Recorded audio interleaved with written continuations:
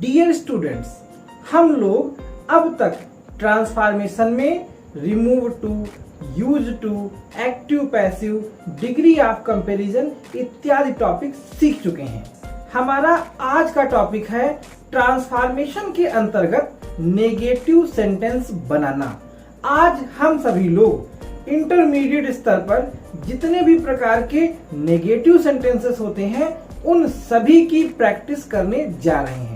तो चलिए आज हम अपनी इस वीडियो को स्टार्ट करते हैं और कैसे नेगेटिव बनाना है और उससे संबंधित कौन कौन से नियम हैं उन सभी को सीखते हैं। आज हम सभी लोग ट्रांसफॉर्मेशन के अंतर्गत नेगेटिव सेंटेंस बनाएंगे। ट्रांसफॉर्मेशन का अर्थ होता है सेंटेंस की एक फॉर्म को दूसरी फॉर्म में बदल देना और इस तरह से बदलना कि उसके अर्थ पर कोई प्रभाव ना पड़े। तो हम लोग आज अपना वर्क स्टार्ट करते हैं। हमारा पहला सेंटेंस है only good girls got good marks.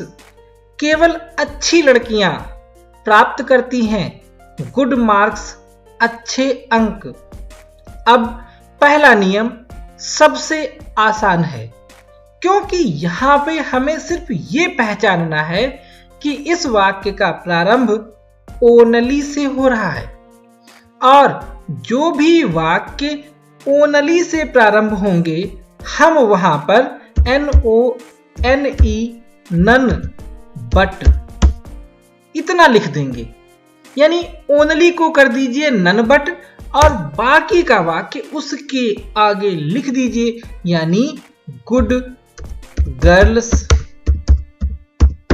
Got good marks, full stop. हमारा आंसर हुआ none but good girls got good marks. हमने क्या किया फिर से समझ लें। ओनली को हटा दिया, ओनली की जगह पर नन बट लिख दिया और हमारा सेंटेंस बन गया नेगेटिव।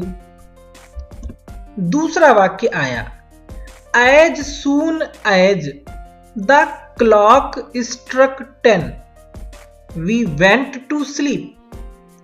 एज सून एज जैसे ही द क्लॉक घड़ी ने स्ट्रक बजाए 10 वी वेंट टू स्लीप हम सोने चले गए। यहां पर पहचाने कि हमको क्योंकि नेगेटिव बनाना है और हमारा यह सेंटेंस शुरू हुआ है एज सून एज से। जो सेंटेंस एज सून एज से स्टार्ट होंगे हम लोग उसको नो सूनर डिड से नेगेटिव बनाएंगे क्योंकि एज सून एज का नेगेटिव नो सूनर डिड ही होता है। तो हम लोग यहां पर लिखेंगे नो सूनर डिड। अब इसके बाद में द क्लॉक, द CLOC के क्लॉक लिख देंगे। ध्यान दें यहां पर स्ट्रक ये सेकेंड फॉर्म थी और सेकेंड फॉर्म होने की वजह से हमने यहां पर डिड का प्रयोग किया है। अगर यहां पे फर्स्ट फॉर्म होती तो हम यहां पर डू या डज का प्रयोग करते। अब क्योंकि हमने यहां पर इसे देख करके डिड का प्रयोग कर दिया है तो अब ये फर्स्ट फॉर्म हो जाएगी और स्ट्रक की फर्स्ट फॉर्म होती है स्ट्राइक। हम लिखेंगे STRIKE स्ट्राइक और आगे लिख देंगे 10। No sooner did the clock strike 10। एक छोटा सा नियम और, जहां पे कामा लगा होता है हमें वहां पर THAN दैन बढ़ाना होता है। अब आगे जो भी है हम ऐसे ही लिख देंगे, यानी वी वेंट टू स्लीप और फुल स्टॉप। तो एक बार फिर से समझ लेते हैं कि इस वाक्य को नेगेटिव बनाने के लिए हम लोगों ने क्या क्या किया। हम लोगों ने एज सून एज को हटाया और उसके स्थान पर नो सूनर डिड किया। डिड इसलिए किया क्योंकि यहाँ पे स्ट्रक स्ट्राइक की सेकेंड फॉर्म थी। अब क्योंकि हम लोगों ने डिड का प्रयोग किया तो हमें डिड के साथ फर्स्ट फॉर्म ही लिखनी होती है, तो हमने लिखा स्ट्राइक। दूसरा नियम इसमें यह था कि कामा की जगह पर हमें देन करना होता है, वो भी हमने कर दिया, और देन के बाद में ऊपर वाक्य में जो कुछ भी बचा था वो वैसे ही उतार कर लिख दिया गया। तो आप लोग भी ये दोनों बातें अपने मन में अच्छे से बिठा लें। नेक्स्ट सेंटेंस है he is too miserly to spend any money. He वह इज है, टू बहुत ज्यादा, माइजरली कंजूस, टू स्पेंड खर्च करने के लिए, एनी मनी कोई भी धन। हम लोग यहां पर ध्यान दें TOO और TO2 दोनों हैं, और मैंने रिमूव टू वाले वीडियो में आप लोगों को बताया था कि इन सेंटेंसेस में TOO को रिमूव कर दीजिए, सेंटेंस हमारा नेगेटिव हो जाएगा। तो हम लोग यहाँ पर रिमूव टू वाले नियमों को अप्लाई करेंगे। तो चलिए हम लोग इसको नेगेटिव बनाते हैं। ही सबसे पहले लिखेंगे, ही लिखने के बाद में इज, TOO के स्थान पे हमें करना होता है सो, और MISERLY माइजरली। अब TO2 के स्थान पर सबसे पहले तो हम लोग डैट कंजक्शन लगाएंगे। अब क्योंकि इस वाक्य का सब्जेक्ट ही है तो हम लोग उसका प्रोनाउन ही लिखेंगे। ही के बाद में यहाँ पर इज का प्रयोग किया गया है, तो इज प्रेजेंट टेंस है, कैन नॉट का प्रयोग करेंगे, और फिर इसके बाद में टू का ऑप्शन पूरा हो चुका है। हम लोग वर्ब से स्टार्ट करेंगे, SPEND spend, any MONEY money, और हमारा सेंटेंस कंप्लीट हो गया।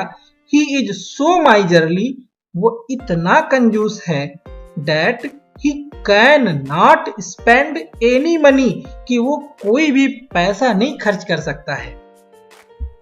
अगला वाक्य है iron is more useful than gold. More useful than मतलब क्या हुआ, कंपैरेटिव डिग्री। जब भी हमें नेगेटिव बनाना हो और हमारा सेंटेंस पॉजिटिव डिग्री या कंपैरेटिव डिग्री में हो, तो हम लोग उसकी डिग्री को चेंज कर देंगे। अब कंपैरेटिव है, हम इसको अगर पॉजिटिव कर दें तो ये क्या बन जाएगा, नेगेटिव। अब कैसे करना है ये हमने डिग्री वाले वीडियो में समझाया है आप लोगों को। हम लोग क्या करेंगे, पॉजिटिव बनाना है, उल्टी ओर से आएंगे। हम सबसे पहले लिखेंगे गोल्ड, फिर वर्ब। अब क्योंकि ऊपर नॉट था नहीं तो हमने नॉट यहां पर बढ़ा दिया। अब मोर यूजफुल देन को पॉजिटिव डिग्री में बदलना है। हम क्या करेंगे, मोर हटा देंगे, देन हटा देंगे, और यूजफुल के आगे पीछे एज लिख देंगे, यानी एज यूजफुल एज, और इसके बाद में जो इसका सब्जेक्ट था वो अंत में लिख देंगे, यानी IRON आयरन, और फुल स्टॉप लगा देंगे। हमारा नेगेटिव सेंटेंस बन गया, gold is not as useful as iron. Next sentence, he found him dishonest. He subject, found verb, उसने पाया, हिम उसको, डिसऑनेस्ट मतलब बेईमान। अब क्योंकि यहां पर डिसऑनेस्ट शब्द ऐसा है जिसका अपोजिट हमको पता होता है कि ऑनेस्ट है, और हमारे वाक्य में जब हमें नेगेटिव में बदलना हो और उसमें कोई भी एक शब्द ऐसा मिल जाए जिसका अपोजिट संभव है, तो हम लोग नॉर्मल तरीके से नेगेटिव बना करके उसका अपोजिट लिख देते हैं। नॉर्मल से मेरा मतलब ये हुआ कि वर्ब की सेकेंड फॉर्म होने पर डिड नॉट के साथ में फर्स्ट फॉर्म लगाते हैं। तो हम लोग यहाँ पे वही काम करेंगे, हम लिखेंगे ही डिड नॉट। और फाउंड की फर्स्ट फॉर्म FIND, फाइंड, क्योंकि डिड के साथ हमेशा फर्स्ट फॉर्म लिखी जाती है। ऑब्जेक्ट लिखेंगे और ऑब्जेक्ट लिखने के बाद में डिसऑनेस्ट का अपोजिट HONEST, ऑनेस्ट लिख देंगे और हमारा सेंटेंस बन गया negative. He did not find him honest. उसने उसे ईमानदार नहीं पाया, यानी एक तरह से वही अर्थ हो गया कि उसने उसे बेईमान पाया। Next sentence, can you touch the sky? क्या तुम आकाश को छू सकते हो? इंट्रोगेटिव सेंटेंस हमें बनाना है नेगेटिव, तो हम जब भी नेगेटिव बनाएंगे इंट्रोगेटिव फॉर्म को खत्म कर दें, यानी हम इसको सब्जेक्ट से प्रारंभ करें और सब्जेक्ट हमारा है यू। अब सहायक क्रिया कैन सबसे पहले लिखी थी, हम इसको इसके बाद में ले आए और साथ में इसके नॉट लगा दें, यू कैन नॉट, और हम कर दें TOUCH, touch the SKY, sky, और फुल स्टॉप। यानी इंट्रोगेटिव को हम असर्टिव में बदल दें और हमारा सेंटेंस नेगेटिव बन जाएगा, you can not touch the sky. अर्थ दोनों का एक ही है, can you touch the sky, क्या तुम आकाश को छू सकते हो? इसका जवाब यही होगा कि नहीं। तो वही यह सेंटेंस बता रहा है कि you can not touch the sky, तुम आकाश को नहीं छू सकते हो। अगला वाक्य है, I was doubtful whether it was you. I was doubtful, मैं संदेह से भरा हुआ था। वेदर की क्या, इट वॉज यू, कि तुम ही थे। हमें नेगेटिव बनाना है। हम देखते हैं डाउटफुल का अपोजिट होता है श्योर। अब क्योंकि डाउटफुल माने संदेह से भरा हुआ, इसका उल्टा श्योर माने हो गया निश्चित। अब क्योंकि हमें एक शब्द का अपोजिट मिल रहा है, यानी उसके पहले जो भी वर्ब है हम उसके साथ में नॉट लगा सकते हैं, तो हम इसको ऐसे बनाएंगे कि आई वाज नॉट और डाउटफुल का अपोजिट SURE, श्योर लिख दें और आगे हम बिल्कुल जो भी है वो वैसे ही लिख दें, यानी WHETHER, whether it was you, और full stop. I was not sure whether it was you, और दोनों ही सेंटेंस अर्थ में बिल्कुल एक समान है। Next sentence, he helped me in my need. उसने हेल्प्ड माने सहायता की, मी माने मेरी, इन माई नीड मेरी आवश्यकता में। ही सब्जेक्ट है, हेल्प्ड वर्ब है, मी ऑब्जेक्ट है और किसी का कोई अपोजिट नहीं होता है। इन माई नीड कॉम्प्लीमेंट है, कॉम्प्लीमेंट पे हम जाएंगे भी नहीं क्योंकि नेगेटिव शब्द जो होता है वो हेल्पिंग वर्ब या मेन वर्ब के आसपास ही रहता है, तो हमें ज्यादा अंत में जाने की आवश्यकता नहीं होती है इनमें। हम क्या करेंगे, यहां पर देखेंगे कि कोई भी कंडीशन जैसे ओनली या एज सून एज या डिग्री या इंट्रोगेटिव इस टाइप की नहीं है और इसमें किसी प्रकार का कोई अपोजिट वर्ड भी हमें नहीं मिल रहा है। ऐसे वाक्यों को नेगेटिव बनाने के लिए हम लोग एक शब्द का इस्तेमाल करते हैं और वो है फेल टू। तो यहाँ पे फेल टू का प्रयोग कैसे करेंगे समझ लें, क्योंकि यहाँ पर ही हेल्प्ड ये वर्ब की सेकेंड फॉर्म है, तो हम यहाँ पर डिड नॉट का प्रयोग करेंगे जो कि सेकेंड फॉर्म होने पे होता है। हम कहेंगे ही डिड नॉट और साथ में लिखेंगे FAIL फेल TO2।